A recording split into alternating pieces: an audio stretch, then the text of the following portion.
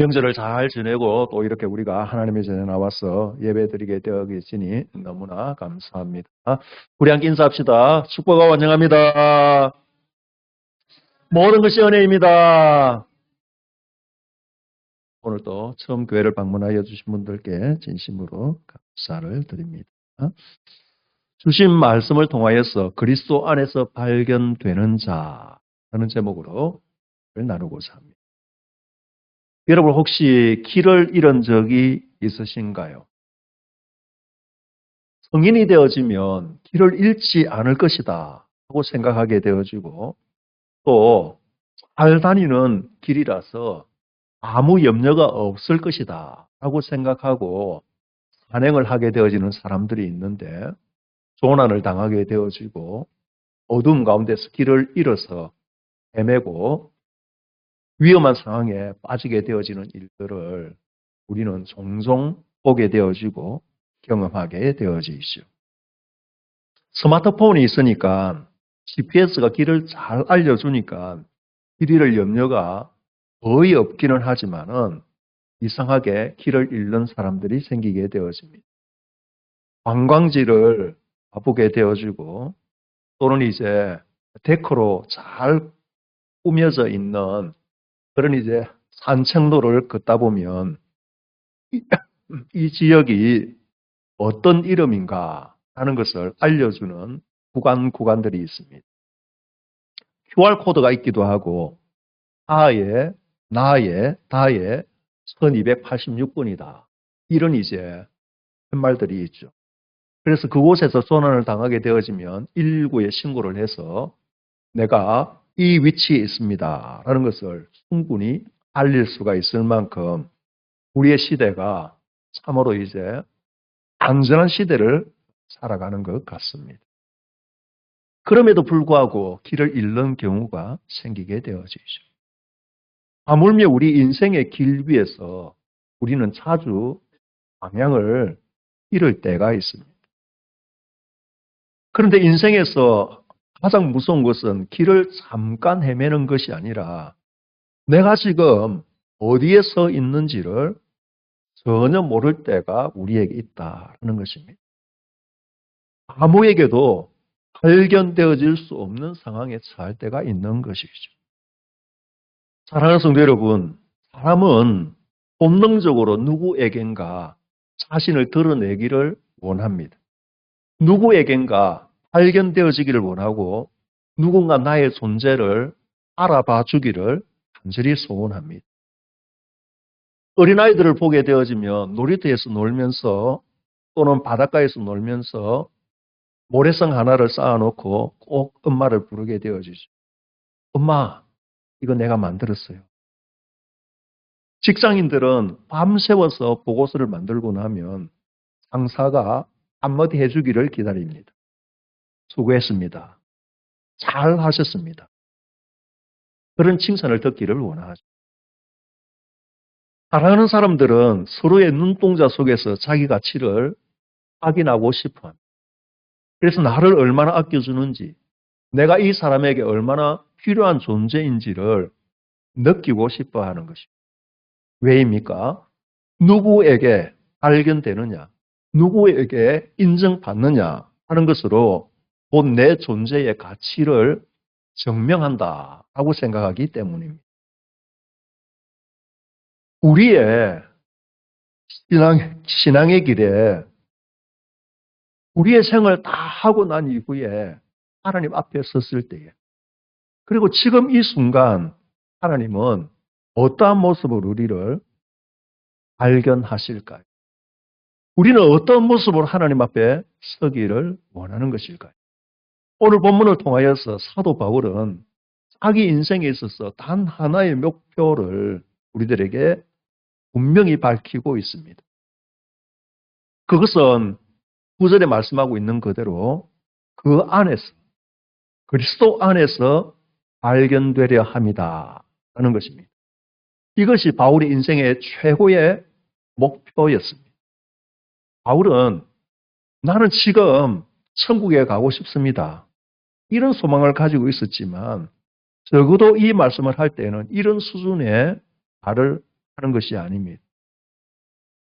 그는 하나님이 자기를 평가하시게 되어지는 그 마지막 날, 그리고 그 마지막은 지금 이 순간에서부터 시작하여지기 때문에 그 거룩하신 하나님의 빛이 자기를 비추게 되어질 때에 자기가 서 있는 자리가 자기의 이력서 위가 아니라 예수 그리스도라는 반석 위에 서 있기를 갈망하고 있는 것이죠.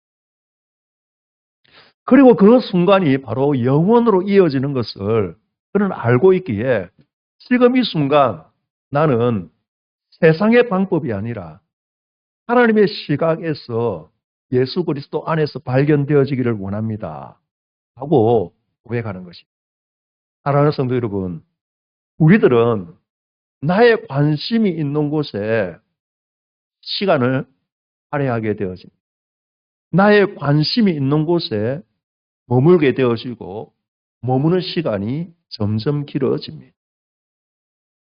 그리고 그것이 인생 본연의 자세와도 연결되어집니다. 학생은 학교에서 발견되어져야 하고 도서관에서 발견되어져야 합니다.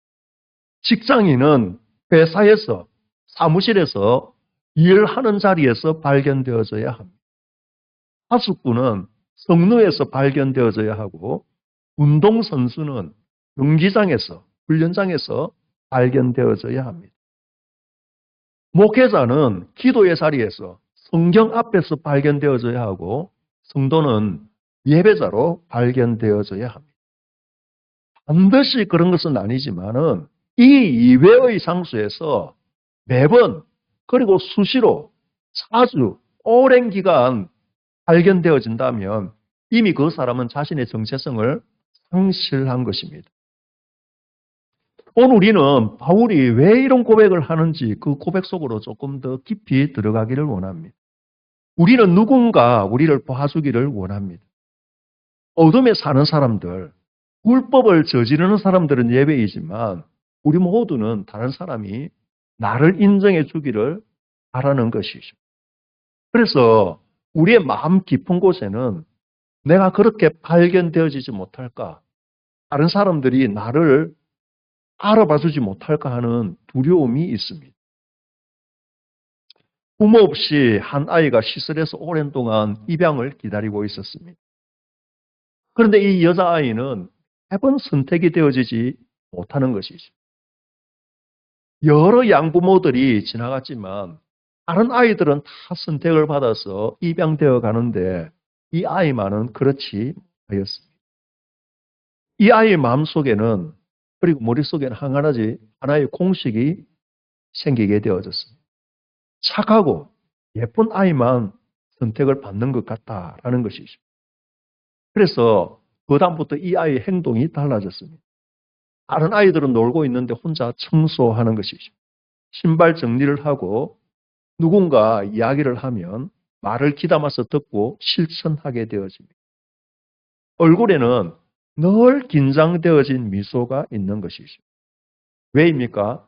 그래야 선택받는다라고 생각했기 때문입니다. 어느 날 한 부부가 이 아이를 찾아왔습니다. 아이의 심장이 터질 것 같았습니다. 이번에는 반드시 내가 완벽해야지. 실수하면 끝이야. 더 밝게 웃었고 더 공손하게 인사하였습니다. 그런데 그 부부가 뜻밖의 말을 하였습니다. 배야, 그렇게 하지 않아도 돼. 애써서 그렇게 웃을 필요가 없단다. 아이의 머릿속이 하얘져 버렸습니다. 며칠 후에 다시 이 부모가 찾아왔습니다. 우리는 너가 예뻐서, 너가 잘해서, 너가 착해서 선택한 것이 아니란다. 그냥 너가 좋아서 선택한 거야. 너는 이제 우리 딸이란다. 그런데 이 아이가 울면서 말하는 것입니다. 아니에요. 저를 버리시면 안 돼요. 저는 더 잘할 수 있어요. 더 노력할게요. 너무나 안타까운 일입니다. 이미 딸로서 예정이 되어졌고 입적이 되어졌습니다. 그런데 아직도 입적 대기자처럼 행동하는 것입니다. 사랑하는 성도 여러분, 이것이 바로 우리의 모습입니다. 하나님이 이미 우리를 그리스도의 피로 사서 자녀로 삼아주셨는데 우리는 여전히 하나님 앞에서 눈치 보며 살아가는 것이죠. 이번 주에 이것이 부족하였는데, 이번 주에 하나님 앞에 이것을 못 드렸는데, 내가 이런 실수를 하였는데 하나님이 실망하신 것은 아닐까? 그래서 나에게 이런 어려움이 생기는 것인가? 혹시 하나님이 나를 미워하시고 나를 떠나시는 것은 아닐까? 그래서 우리는 어려움이 올 때마다 하나님 앞에서 자꾸 나를 괜찮은 사람으로 증명하려고 하는 것이죠. 그런데 성경은 우리들에게 말씀하고 있습니다. 너는 이미 선택받은 사랑하는 자녀다 하고 말씀하시는 것이죠. 바울도 한때는 자기를 증명하는 대가였습니다. 우리가 이 본문을 읽었지만은 난지 8일 만에 할례를 받았습니다. 태생부터 완벽한 언약의 백성인 것이죠. 이스라엘 족속이고 베냐민 지파, 유대인 중에서도 성골이라는 것입니다. 히브리인 중에 히브리인, 문화적으로나 언어적으로나 섞이지 않는 순수한 혈통이다라는 것이죠. 율법으로는 바리새인, 당시에 종교계의 가장 엘리트이자 엄격하게 믿음을 지키는 사람입니다. 열심으로는 교회를 박해하고 얼마나 열심히 있었는지 그 종교적 신념을 위하여서 목숨까지 걸었습니다. 율법의 어른은 흠이 없는 자다. 인간이 할 수 있는 모든 일들을 완벽하게 하나님 앞에 부족함 없이 다 채운 것이죠. 요즘으로 말하면 이런 것입니다. 명문관 출신이고 최고의 학벌이고 도덕성이 완벽합니다. 신앙생활에 있어서 하나님 앞에 사람 앞에 부족함이 전혀 없는 사람입니다. 누가 보아도 와 할 만한 인생인 것이죠. 그런데 그의 7절에서 고백을 보면 그러나 무엇이든지 내게 유익하던 것을 내가 그리스도를 위하여 다 해로 여긴다 하고 고백을 하고 있습니다. 여기서 유익 그리고 해는 백의상의 용어입니다. 유익은 이익이 되는 일 그리고 이점이 되는 일 내가 이것을 함으로써 나의 재산이 늘어나는 일을 말하게 되어집니다. 해는 말 그대로 손해, 손실을 말하게 되어지는 것이죠. 그런데 바울의 고백은 이 칸에 적혀 있었던 그 모든 것들을 몽땅 손해 칸으로 옮겨버렸다는 것입니다. 가만히 생각해 보니 이것이 이익이 아니라 손해였던 것이죠. 그래서 이것을 버려야 하는 것입니다. 유지할수록 내 인생에 마이너스가 되어지고 손실이 되어집니다. 8절에서는 이것을 배설물로 여긴다라고 고백을 하고 있습니다. 이 배설물이라 하는 단어를 우리는 잘 알고 있는 단어입니다. 스퀴발론이라 하는 이 헬라어인데요. 이것은 점잖은 표현이 아닙니다. 이 단어는 단순한 쓰레기를 말하는 것이 아니라 우리 이제 한글 개혁으로서는 조금 더 원활하게 그리고 어색하지 않게 번역한다고 배설물이라고 번역하였지만은 똥을 말하게 되어지는 아주 비속어적인 그러한 표현입니다. 왜 바울이 이렇게까지 말하였을까요? 진짜 보석을 만났기 때문입니다. 8절은 예수를 아는 지식이 가장 고상하기 때문이다. 여기 이제 고상하다라는 단어는 앞에 것들과 도저히 비교할 수 없을 만큼 높은 위치와 가치를 가지고 있다라는 그런 의미입니다. 태양이 떠오르게 되어지면 촛불은 필요 없어집니다. 아니 오히려 촛불이 방해가 되어지는 것이죠. 바울은 그리스도를 만나고 나서 분명하게 깨닫게 되어졌습니다. 내가 그동안 쌓아왔던 의의 탑이 하나님께 다가가게 되어지는 사닥다리인 줄 알았는데 이것이 하나님 앞으로 가는 길을 막는 교만의 성벽이었구나 하는 것을 알게 되어지는 것이죠. 사랑하는 성도 여러분, 우리는 인간의 전적 타락을 믿는 사람입니다. 이것은 우리가 나쁜 짓만 한다라는 그런 의미가 아닙니다. 우리가 하고 있는 가장 선하고 아름다운 일이라 할지라도 심지어 하나님 앞에 너무나 아름다운 바침을 드린다 하더라도 그것을 붙들고 하나님 앞에 서려는 순간 그것이 하나님 앞에 죄가 되어진다는 의미입니다. 내 의지로 구원을 이루고자 하는 모든 시도가 하나님을 향한 압력이 되어질 수 있다는 사실을 바울이 뼈저리게 깨닫게 되어지는 것이죠. 그래서 9절에 나타나고 있는 유명한 고백을 그는 하게 되어집니다. 내가 그 안에서 예수 그리스도 안에서 발견되려 함이니 내가 가진 의의는 율법에서 난 것이 아니요 오직 그리스도를 믿음으로 말미암은 것이니 곧 믿음으로 하나님께로부터 난 의라. 사랑하는 성도 여러분, 여기 발견되다라는 것은 내가 발견하는 것이 아니라 다른 사람이 나를 발견하는 것을 의미합니다. 내가 나를 인지하고 찾는 것이 아니라 누군가에게 내가 찾아지는 것을 말하는 것입니다. 내가 나를 내세우는 것이 아니라 하나님께서 나를 찾으시는 것을 의미하게 되어집니다. 하나님의 전지전능하신 눈이 우리를 살피시게 되어질 때에 우리가 어디에 있는가를 보신다는 것입니다. 그때 중요한 고백이 이것인 것이죠. 나는 도대체 무슨 옷을 입고 서 있느냐 하는 것입니다. 바울은 두 가지 옷을 말하게 되어집니다. 첫 번째 옷은 율법에서 난 의의입니다. 이것은 내가 만든 의의입니다. made in 나인 것이죠. 내가 노력해서 만든 옷입니다.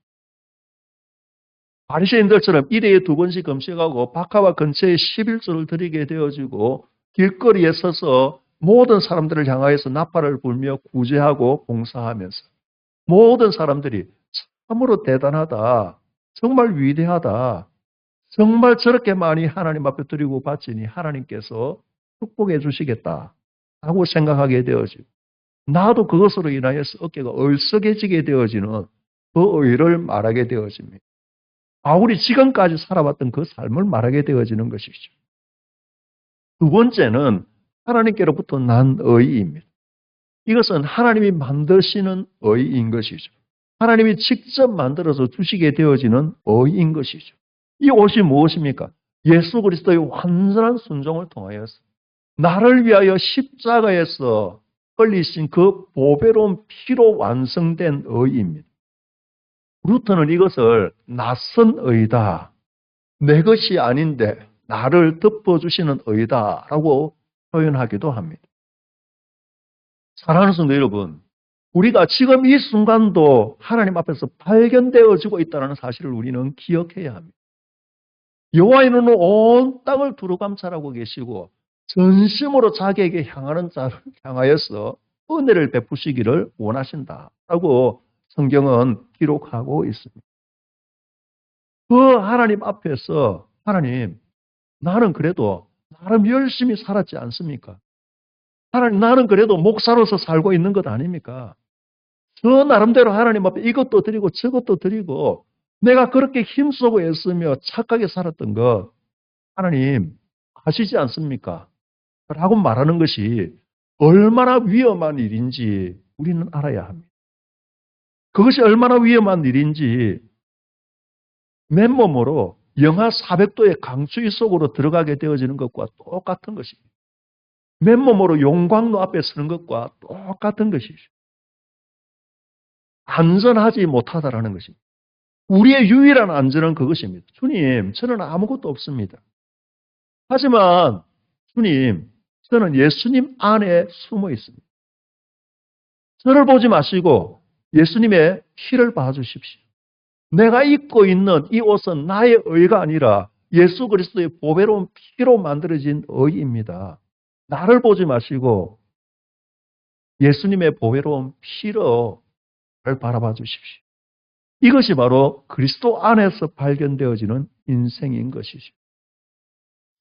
사랑하는 성도 여러분, 너무나 중요한 질문이 우리 앞에 있습니다. 우리는 예수 그리스도를 나의 생명의 구주로 고백한 사람들입니다.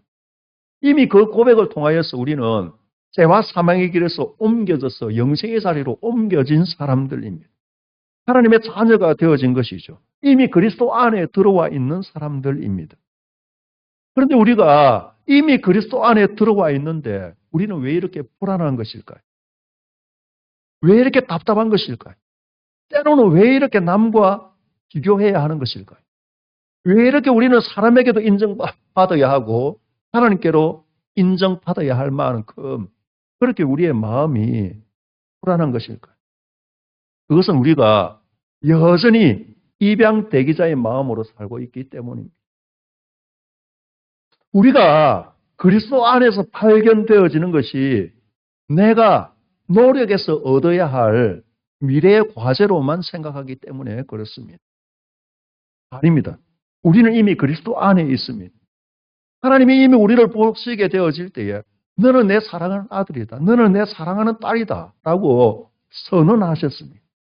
이미 우리는 그리스도 안에서 발견된 자입니다. 그렇다면 이제 우리의 삶을 어떻게 살아야 될 것인가라는 것이 우리의 과제가 되어져야 합니다. 그것은 내가 괜찮은 사람입니다. 하나님 적어도 나는 이 정도의 사람입니다. 라고 증명하는 삶이 아니라 내 안에 계신 그리스도를 증명하는, 증거하는 삶이 되어져야 하는 것이죠. 그것이 바로 그리스도 안에서 내가 발견되어지는 삶이 되어집니다. 그렇게 살아가기 위하여서는 첫 번째로 자기의라는 중독에서 우리는 벗어나야 합니다. 내가 무엇을 해야, 내가 이것을 드려야 하나님이 나에게 구원을 주시고 축복하실 것이라 하는 착각에서 우리는 벗어나야 합니다. 우리는 이미 가장 귀한 것을 받았습니다. 그 필요한 모든 것을 다 주시는 분이 나의 아버지 하나님이십니다. 나는 받은 은혜가 너무나 감격스럽고 너무나 감사해서 이 모든 것들을 하나님 앞에 드릴 만큼 내가 그 감격에 겨워서 살아가게 되어질 때에 나의 생명조차 아까워하지 아니하는 삶으로 살아가게 되어질 때에 그것이 바로 예수 그리스도 안에서 발견된 자의 삶인 것이죠. 우리가 이 세상을 살아가다 보면 필요한 여러 가지 것들이 있습니다. 반드시 있어야 되는 것들이 있습니다. 그런데 우리에게 필요 없는 여러 가지 안 좋은 것들이 주어지게 되어질 때에 이것을 제거하여 달라고 우리는 기도하게 되어지고 필요한 것들을 공급하여 달라고 기도하게 되어질 때가 있습니다. 그럼에도 불구하고 그리스도 안에서 발견되어진 자는 하나님께서 내게 필요한 것을 주시지 않더라도 내게 필요 없는 것을 주신다 하더라도 내가 그리스도 안에서 발견되어졌으니 이것이 나에게 가장 유익한 것이라 하는 것을 깨닫는 사람, 그 사람이 바로 그리스도 안에서 발견된 자인 것입니다. 그것이 우리 인생의 최고의 목적이 되어져야 합니다. 우리가 믿음을 오래 가지고 있을수록 영적 우울감이라 하는 것이 우리를 엄습하게 되어집니다. 나는 저 집사님보다 더 기도를 많이 하는 사람이에요. 아니, 저 장로님보다 내가 더 기도를 더 많이 해야 하나님이 나를 사랑하실 거예요. 나는 저분들보다 더 성경을 많이 읽어서 성경 지식이 더 깊어져야 해. 내가 이것저것을 다 알아서 말씀대로 살아야 하고 다른 사람들을 가르쳐야 해. 이런 생각이 들게 되어지는 순간에 우리는 그리스도 밖으로 나와서 나의 공로 위에 서 있는 것이죠. 사랑하는 성도 여러분, 바울이 이 모든 것들을 배설물로 여겼습니다. 그때에 그는 비로소 그리스도 안에서 발견되어지는 것이죠. 두 번째로 그리스도 안에서 발견되어지는 사람은 실패를 대하는 태도가 달라져야 합니다.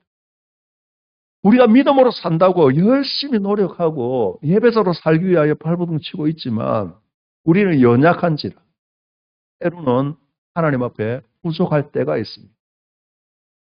죄의 유혹을 넘어서지 못할 때가 있습니다. 신앙적으로 넘어질 때도 있습니다.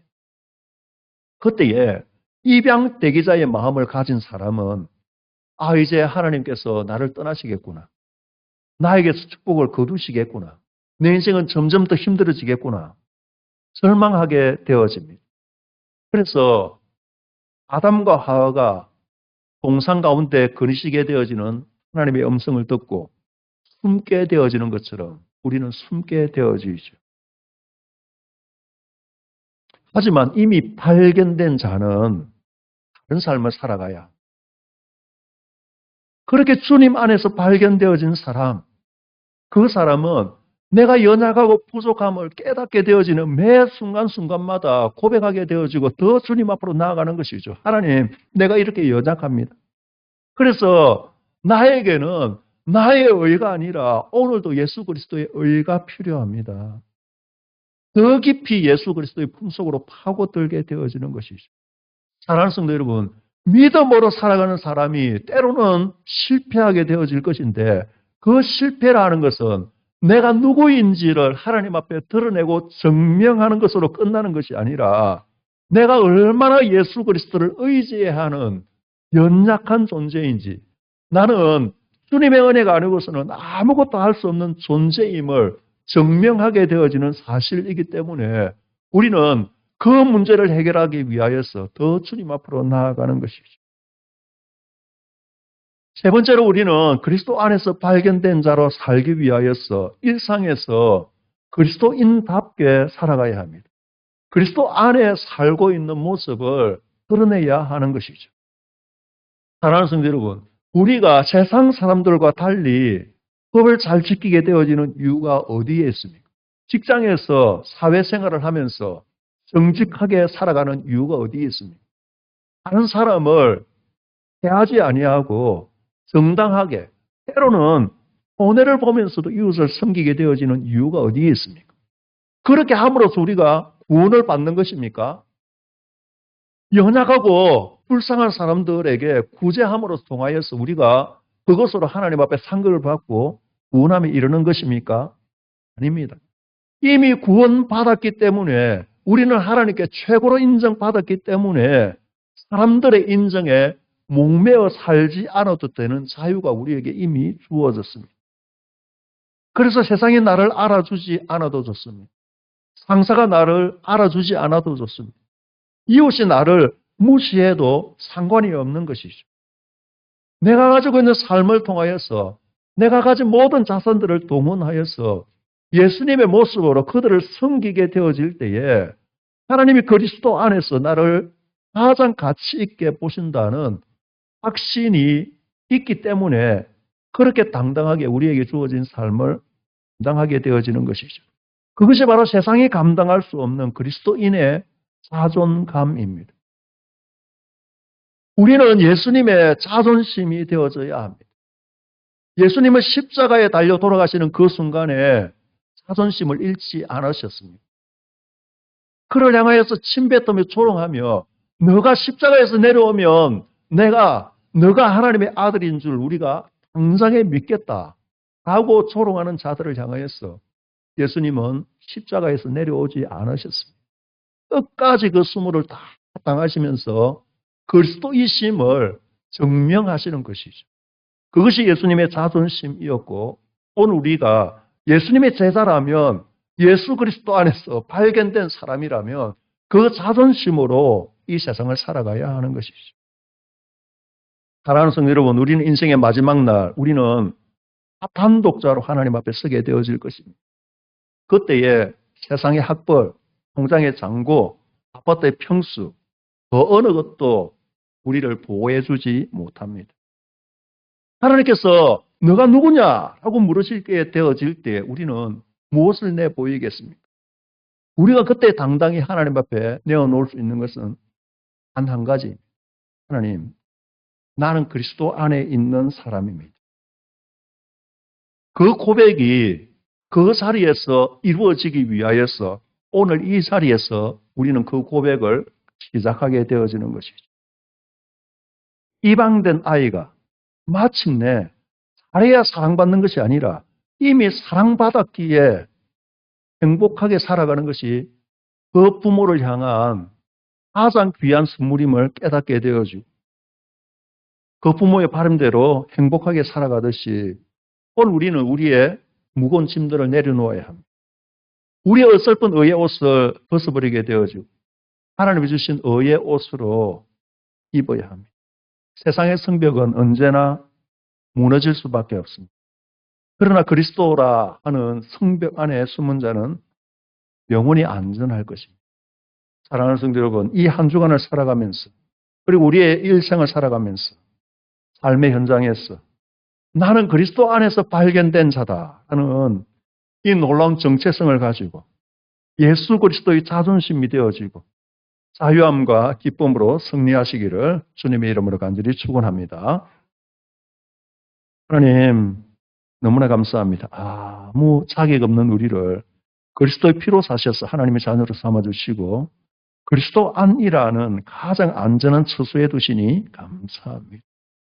우리가 여전히 세상의 인정에 목마르고 내 의를 증명하며 살아왔음을 오늘도 고백합니다. 이제 이미 받은 그 은혜와 그 사랑에 감격하며 내 공로가 아닌 주님의 은혜만을 자랑하는 삶이 되게 하시고 주님 앞에서, 주님 안에서 하나님 앞에 발견되어지는 우리 모두가 되어지도록 축복하여 주옵소서. 예수님 이름으로 기도합니다.